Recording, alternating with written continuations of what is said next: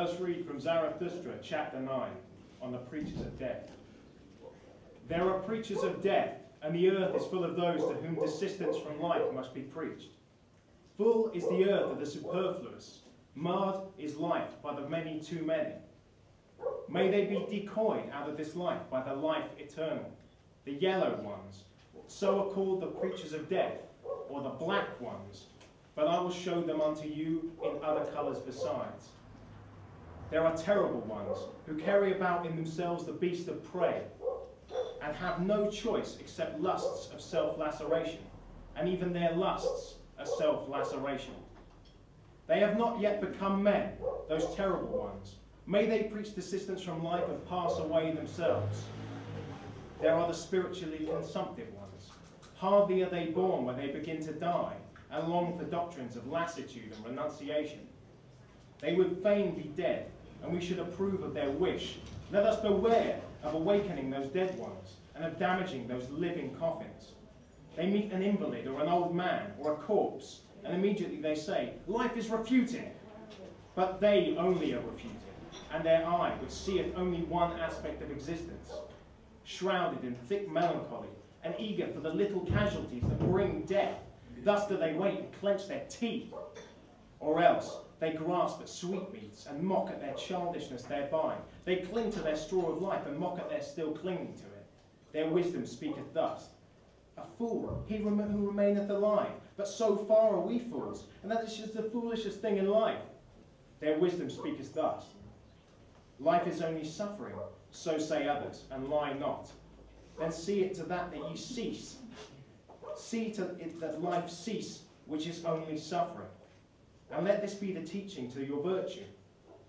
Thou shalt slay thyself. Thou shalt steal away from thyself.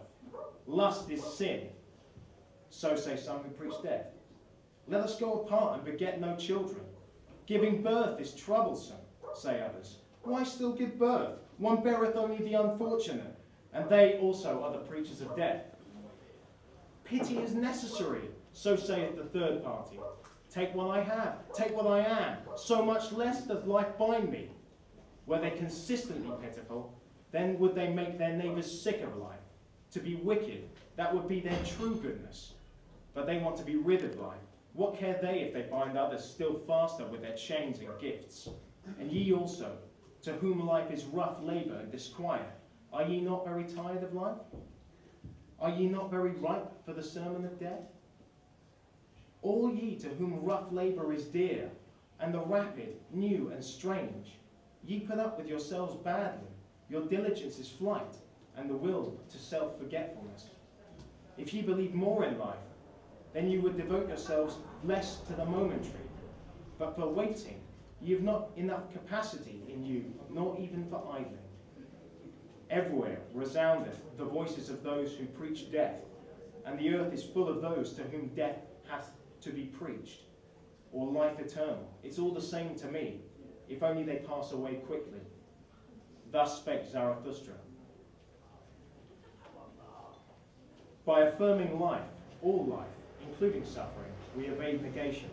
We welcome a tragic understanding of fate which rejects nihilism, but is always fueled by will and faith. If we embrace the suffering in and around us, life becomes a circle where all is equal. At all costs, this approach must avoid nihilism. Affirmation must prevail over negation, but also its own redundancy. Kafka's priest from before the law echoes Nietzsche when he tells Kay that it is not necessary to accept everything as true. One must only accept it as necessary. Kay responds that this is a melancholy conclusion, and that it turns lying into a universal principle. First, I would suggest that the concept of universal truth must be rejected, heartily and happily, without regret. There are those that say everything is true, but if this is the case, then there is no longer a use for the word. Everything is simply everything, and truth is irrelevant. If universal truth is rejected, then the universal lie follows it. Everything becomes what it is in its given context. Here we stand in a room full of symbols upon symbols. Are they truths or lies? Both or neither. I would ask you to consider that they are more than both. They are the imaginative, and even more than that, the imaginatively real. They communicate something far more valuable in every sense than the universal. They communicate the individual to the individual.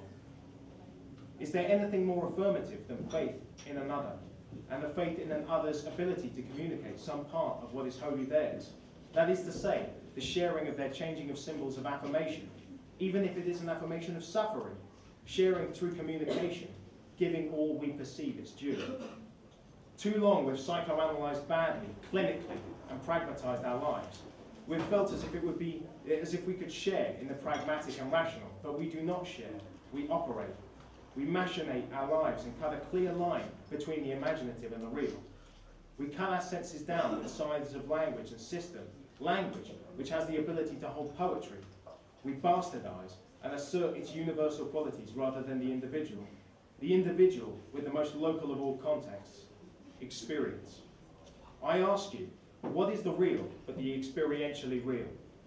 With Zarathustra, Nietzsche is not giving us facts or the truth. He's giving us an experience, an affirmative experience. It is the most powerful of philosophies, not because it's universally true, but because it's the most poetic and individual. It embraces the foremost component in any universal structure, that which undermines the universal to the greatest extent, himself. He affirms himself, and so he affirms us, all of us, differently, uniquely. What he affirms is not the life eternal, but life now, here and in the future, experientially. This is the foundation for a church of affirmation and the imaginatively real. A church of the yes and of the thank you. Thank you.